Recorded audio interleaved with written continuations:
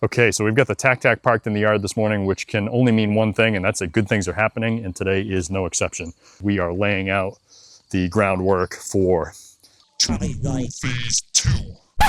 This was supposed to have been a really fun video. I was running through our tortoise pen expansion project, showing you what we had done so far and what was in the works.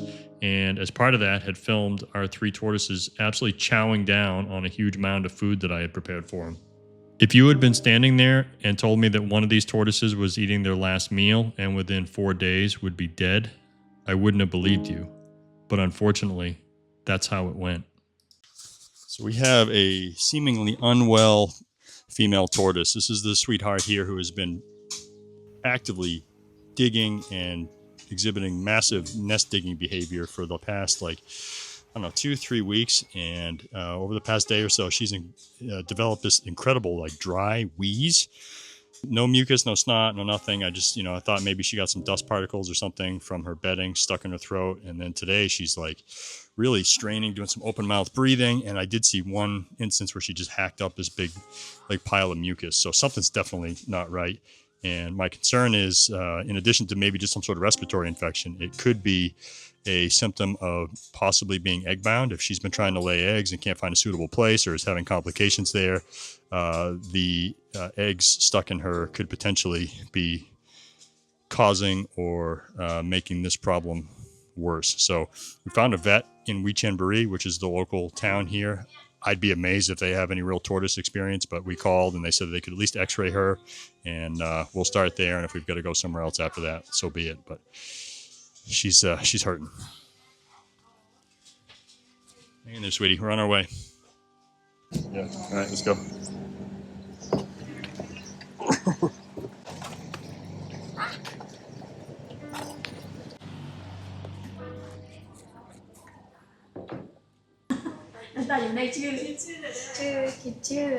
What's the name of the turtle? She said. Doesn't have one yet. You got an idea? Mama. Ready for the doctor? Yeah, she said just wait a minute. Okay.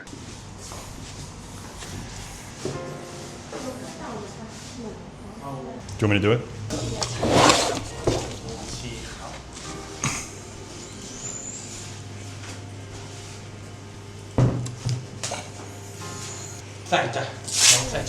Okay. Yep. Okay. Just make sure she doesn't climb off the table. Okay. She's gonna try to climb. I don't want her to climb and fall. So they gotta be ready to grab her if she goes. Yeah, they know. Yeah, so that's her, huh? To check. He checked it's only food and no egg, no. Which is crazy. You told him I thought she was full of eggs and had been crazy for 2 weeks trying to get an incubator and everything.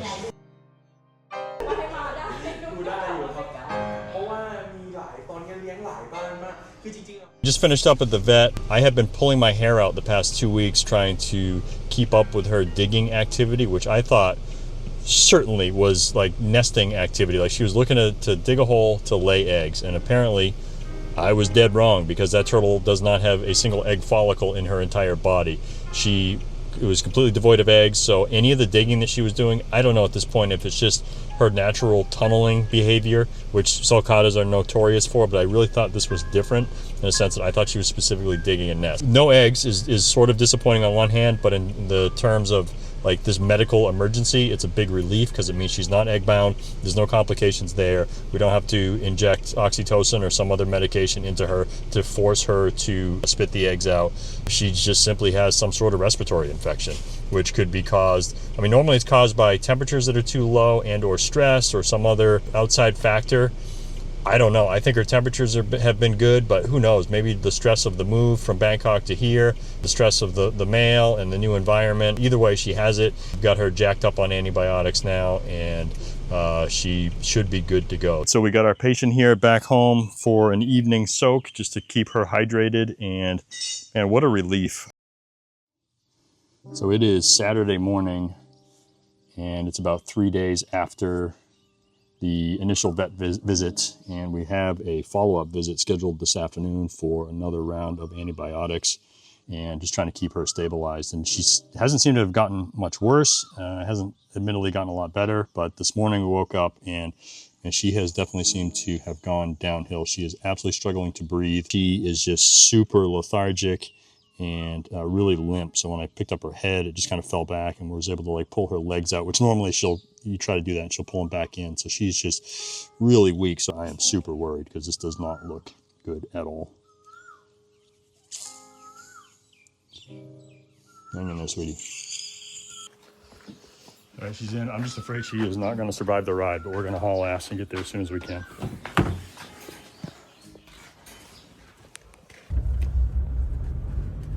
I wish I wasn't racing to the vet under emergency circumstances with a tortoise, because I would stop and see what was going on with this, where we've just got an elephant.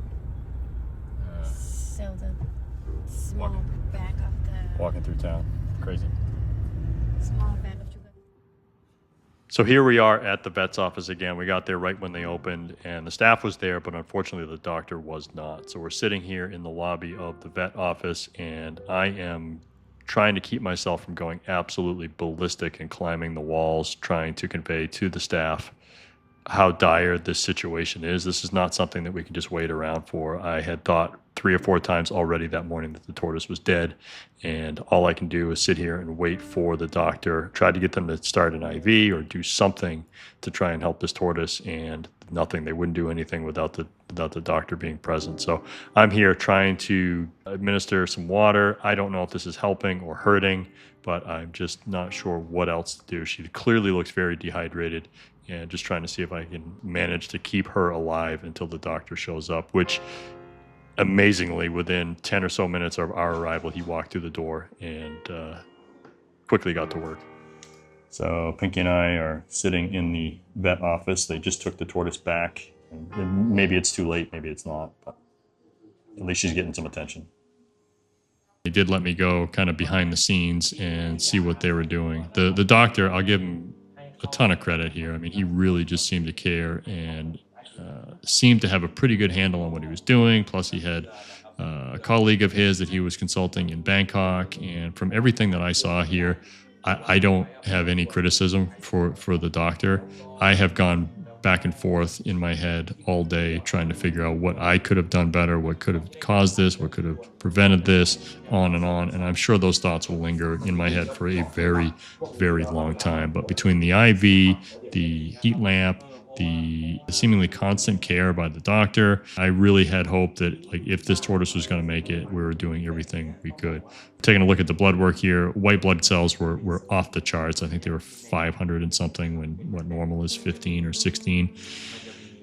And yeah, sadly, this was the last time I saw that tortoise alive. Went home and continued working on the tortoise pen, and a short time later got a call that she had passed. So had to go retrieve her from the vet's office and bring her back and bury her in the yard, which was definitely not fun.